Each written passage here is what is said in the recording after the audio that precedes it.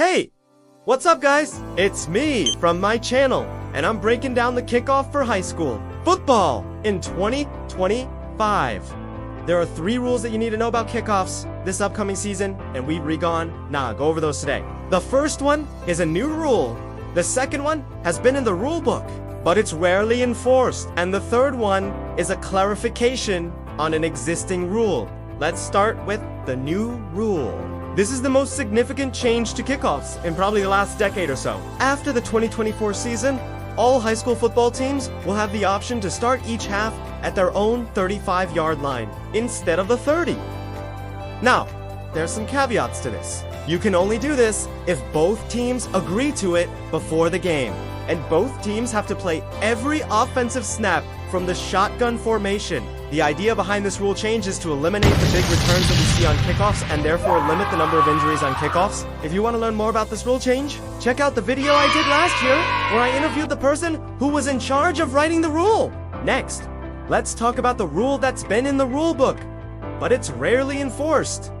This is the rule on chop blocks. A chop block is when a player blocks below the waist of an opponent who is a member of the kicking team.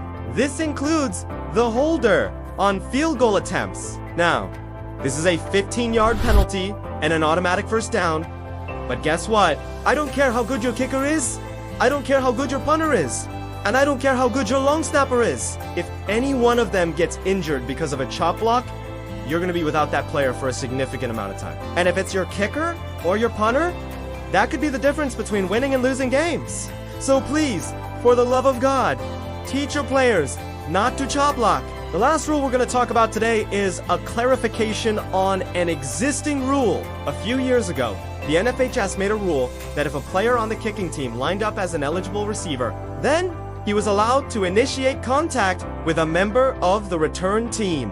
Well, they've clarified that rule to say that if a player on the kicking team lines up as an eligible receiver, he cannot initiate contact with anyone on the return team who is not a ball carrier. In other words, if your kicker lines up as an eligible receiver, he can't go up and absolutely demolish somebody on the return team who doesn't have the ball.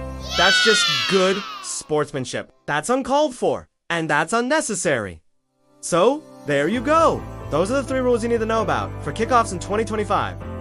If you want to stay up to date on all the rule changes for 2025, make sure you subscribe to this channel and turn your notifications on. Until next time, I'm here, and remember, it's not just a game, it's life.